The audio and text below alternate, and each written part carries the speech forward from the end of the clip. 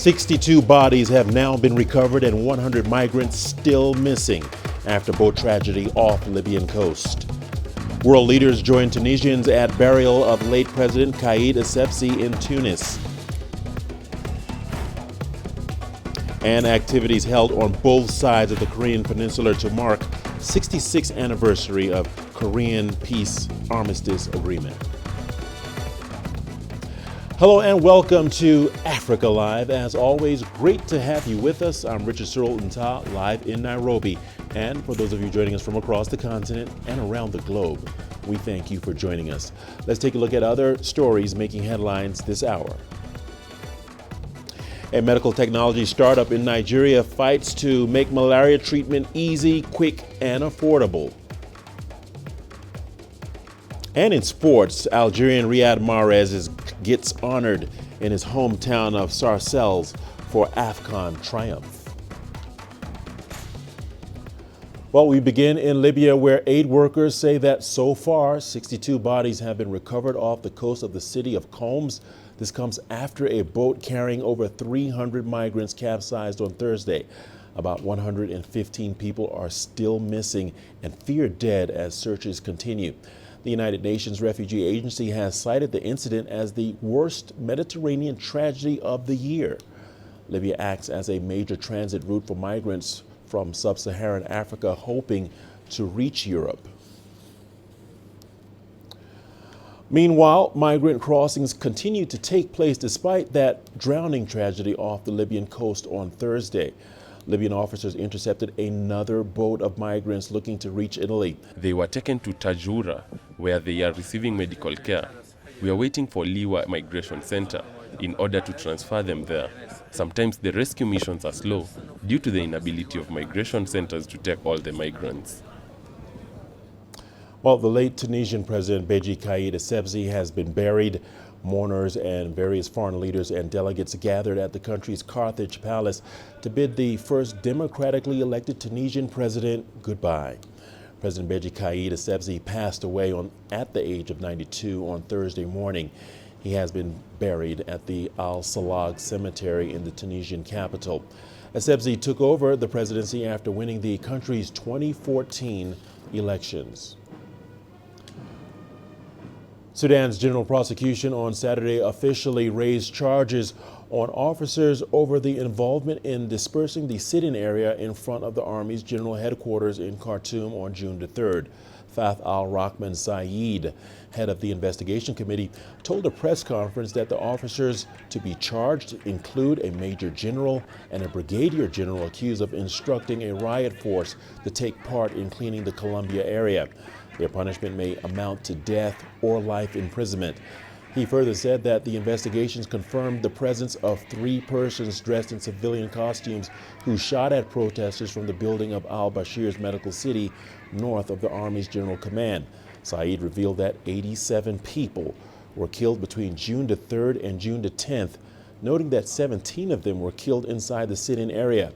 According to him, the investigators took the testimonies of 59 witnesses, including members from the police, the Army, the Rapid Support Forces, and the National Intelligence and Security Service, besides witnesses from Columbia area and a number of protesters.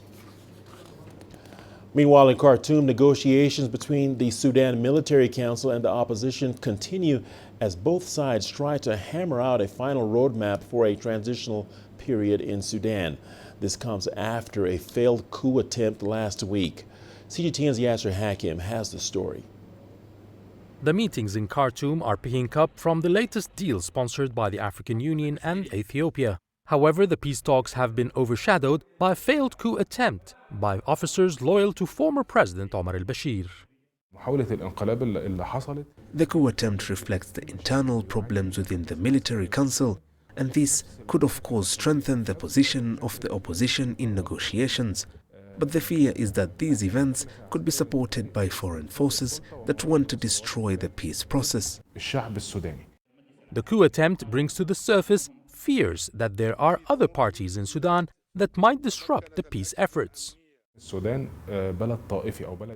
has ethnic and tribal divisions, which means that loyalties are to the tribes and ethnicity. any foreign interference with conflicting agendas can lead to infighting between these different tribes and violence that could lead to chaos in the country. The peace deal agreed so far is based on establishing a transitional council made up of representatives of the military council and the opposition. The higher council would form a government to oversee the transitional period, a new constitution and elections. The peace process is at a pivotal stage. Experts say the political powers should be keen on quickly reaching a long-lasting agreement to avoid the bloodshed that has been seen in neighboring countries such as Libya. Yas Hakim for CGTN, Cairo. Today marks the 66th anniversary of the signing of the Korean Armistice Agreement. Activities to commemorate the day were held on both sides of the divided peninsula, as well as at the Joint Security Area in Panmunjom. Early in the week, the DPRK said it had tested 2 new tactical guided missiles. DPRK leader Kim Jong-un said they were a warning to Seoul over the deployment of new ultra-modern weaponry and plans for more joint military drills with the United States. U.S. President Donald Trump said he was not concerned. Well, he didn't say a warning to the United States. They're short-range missiles, and my relationship is very good with Chairman Kim, and we'll see what happens, but they are short-range missiles, and many people have those missiles. Well, Japan and the United Nations Industrial Development Organization have signed an agreement with South Africa's Council for Scientific and Industrial Research in Pretoria to jointly counter plastic pollution. CGTN's Yulisa Njamela has more. While plastic has many valuable uses, humanity has become addicted to single-use or disposable plastic with severe environmental consequences. It has emerged here that around the world, 1 million plastic drinking bottles are purchased every minute, while up to 5 trillion single-use plastic bags are used worldwide every year. In total, half of all plastic produced is designed to be used only once and then thrown away. Now, Japan has announced a particular focus on the problem of plastic litter in the sea. Combating marine litter, in my sense, is no more a burden for economic activity, but a source of future growth. And the key to combine both together is innovation. Japan is committed to making funds available to the United Nations Industrial Development Organization in order to combat the marine plastic litter issue in South Africa. All this follows a bilateral meeting that was held between South African President Cyril Ramaphosa and the Prime Minister of Japan, Shinzo Abe, prior to the G20 Osaka summit. Worldwide, there is a push towards the development of plastic from biomaterials to renewable sources. The impact of this work will play an important role in increasing local technical skills and will eventually lead to the local job creation in manufacturing. The Japanese South African project aims to explore the potential for transitioning to sustainable alternatives from conventional plastics, including opportunities for local manufacturing and economic development. According to the United Nations, researchers estimate that at least 8.3 billion tons of plastic has been produced since the early 50s. 60% of that plastic has either ended up in the landfill or natural environment. In the early 2000s, the output of plastic waste rose more in a single decade than it had in previous 40 years.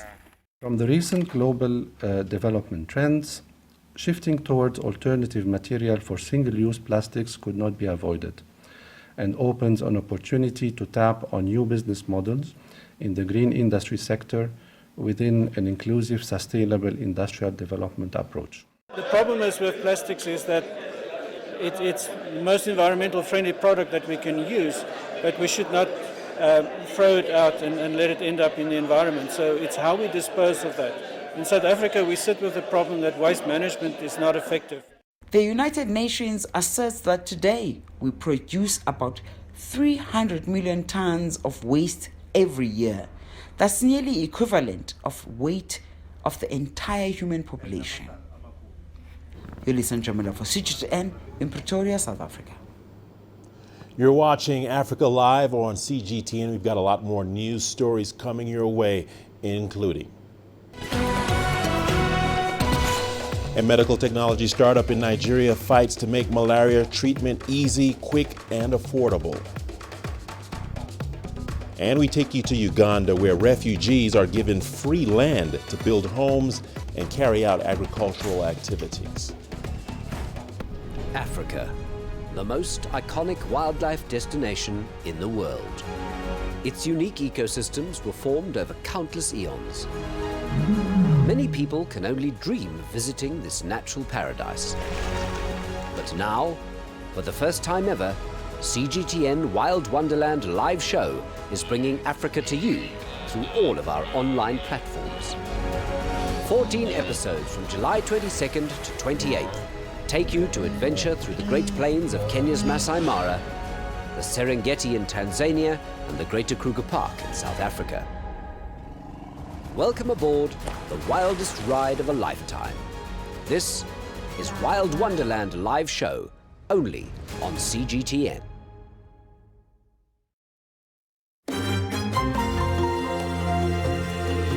Africa Live. Find your voice.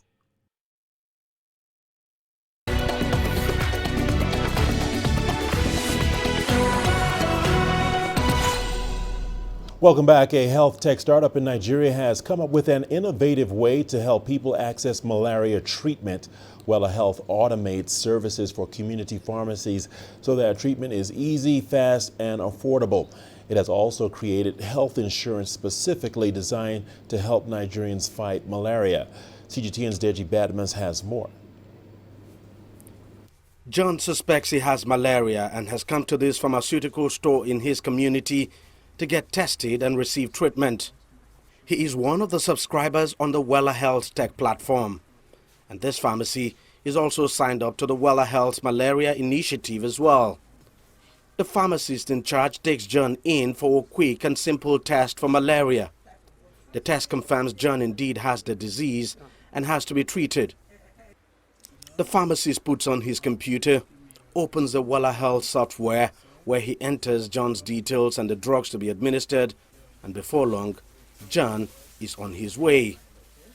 It's a simple way the Wella Health initiative works and has been a great lifesaver against malaria, a very common disease in Nigeria, which is estimated to kill over 200,000 annually.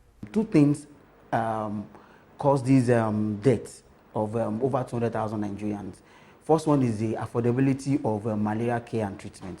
The second one is the accessibility of that treatment. So we now came up with an idea of to make this healthcare accessible and affordable for Nigerians. And then the only way people can get affordable healthcare service is by insurance.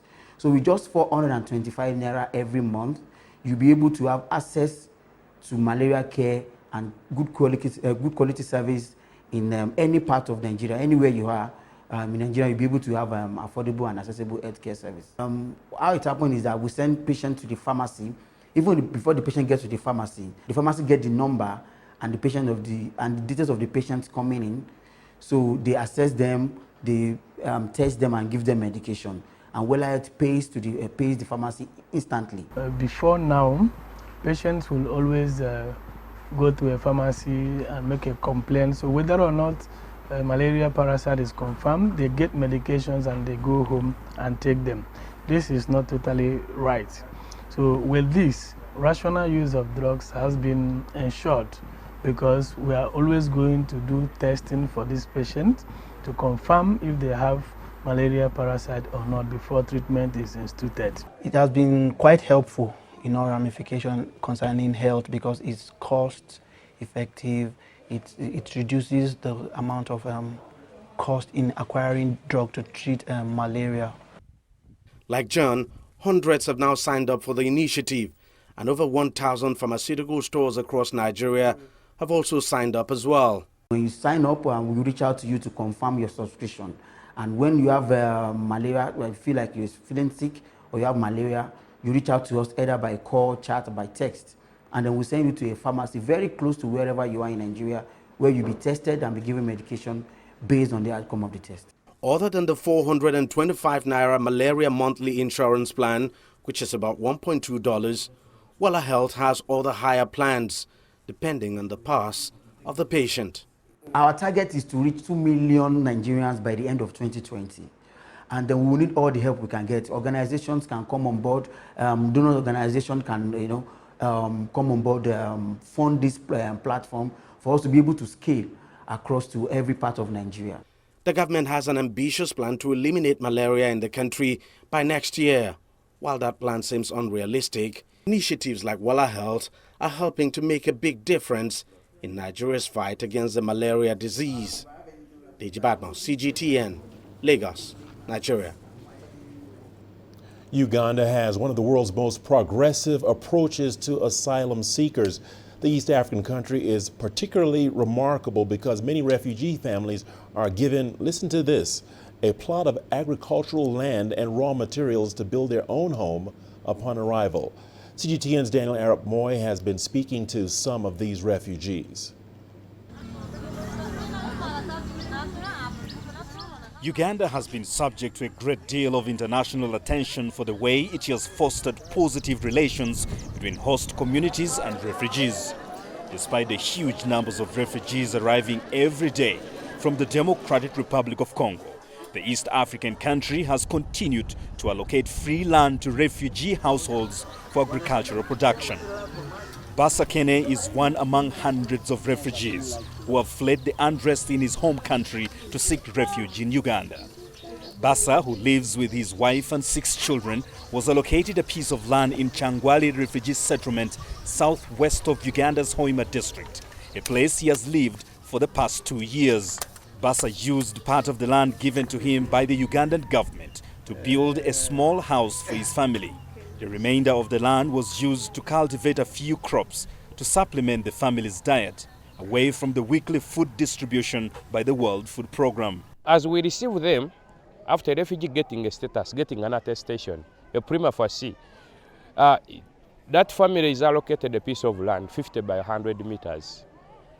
So this refugee is supposed to use this land, build a house, put a toilet, and use part of that land for growing these simple crops. Basa Kene, just like many other refugees benefiting from Uganda's generous land policy, is appreciative for what he has been allocated. We're given free plots of land, and despite it being small in size, we are very happy because this is not our country, it's Uganda, so we appreciate it. Many of the refugees who have been allocated land are positively contributing to the local economy of Uganda as they purchase tools and supplies from local businesses. Uganda's policy permits refugees to work, cultivate land and move around freely, rights rarely granted to that extent in other countries of first asylum, where their rivals are typically viewed as competitors for jobs and scarce resources. Daniel Arap Moy, CGTN, Hoima District, Uganda.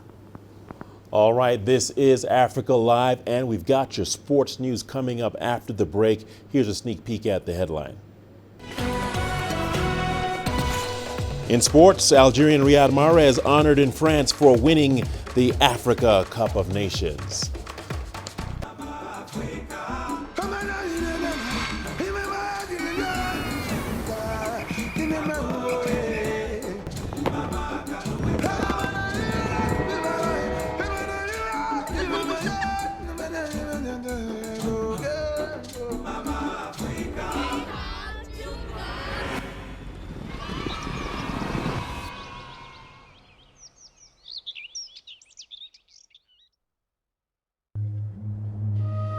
Between 2007 and 2014, the African savanna elephant population declined by 144,000 animals, decimated mainly by poaching.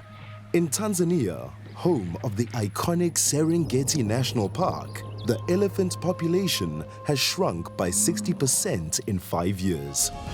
Now, in response to this environmental crisis, a new approach to wildlife conservation is being pioneered, turning poachers into game scouts, deploying cutting-edge technology, and uplifting local communities through education and job creation. This is the story of the men and women who are working to bring the great elephant herds back to the African savanna.